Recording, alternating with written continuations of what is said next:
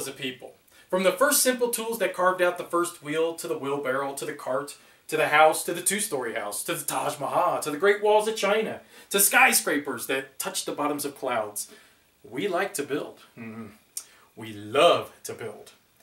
And even when we're not building with our hands, well, we like to pretend that we're building. What the Builders does is it allows you to take on the role of a craftsman, and you get to build fine structures such as an abbey, or a cathedral, or a castle.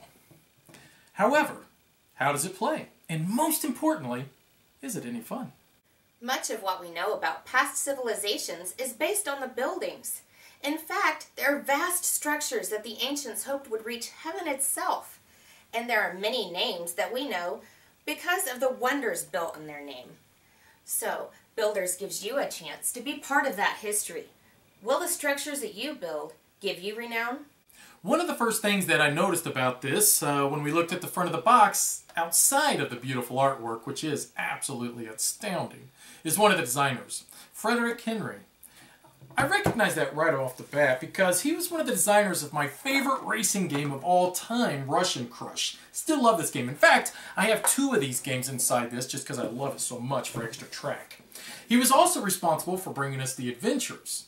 And if you've never played the Adventures, well, it's an absolutely phenomenal game, and in fact there's another edition of it, which is the Pyramid of Horrors, which I actually like a little bit better.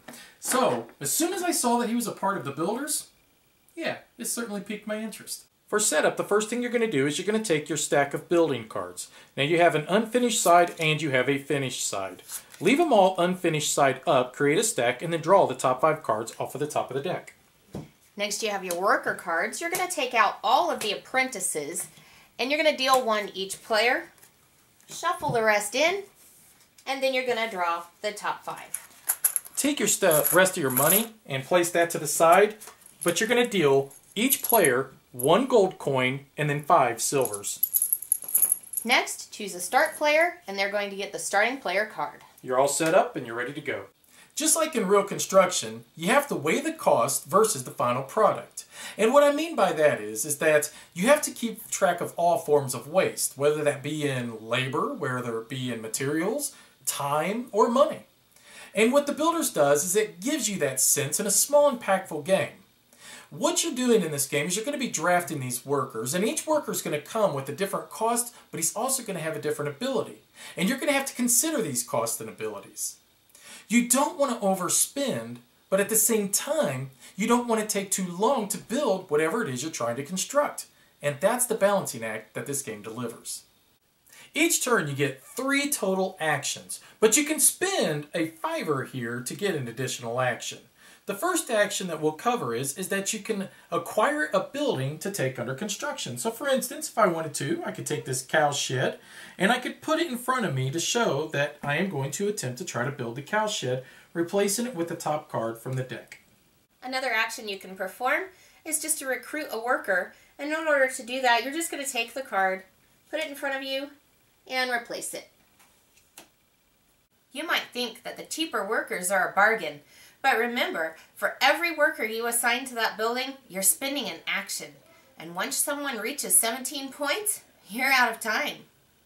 Another action you can take is assigning workers to begin construction on a card that you have drafted. So for instance, let's take a look at that cow shed card that I drafted earlier. Now, if we look to the right of the cow shed, it shows 4 different types of requirements that it needs to be able to be built. We have stone, wood, knowledge, and tile. And the little colors below each one of the symbols denotes how much is required of each type of the material. So no stone, but 1 wood, 2 knowledge, and 3 tile. Now I do happen to have a master. And this master, if I wanted to, I could assign him to begin work on this cow shed. However, he's going to cost me 5 coins. Once he's assigned there for 1 action, if I wanted to, I could assign an additional worker up there. An apprentice, for instance. But he's going to cost me 2 coins. But this costs me, if I do this in the same turn, 2 additional actions. And if I needed to assign a 3rd one, he would cost me 3 additional actions for a total of 6. Once the requirements are met for the cow shed, I immediately am going to gain whatever money is listed in the upper left-hand corner, as this one shows, 3 coins. I'm then going to flip the card over, and I'm going to show that I have scored 3 victory points. Then all of my workers will be placed back down in front of me to be eligible to begin construction on another building later. In addition to buildings, there are 4 tools that you can choose to construct during the game. They work the same way as buildings, but after construction, you not only get renown, but you're going to be able to use them as workers in the future. Now, they don't cost any coins to place on a building, but they are still going to cost you actions. Anytime you're getting low on coins, you can choose to spend actions in order to get coins. You can spend 1 action to get 1 coin, 2 actions to get 3 coins, or all 3 of your actions in order to get 6 coins. Once somebody gets to 17 renown, the game ends. Unless you are the first player.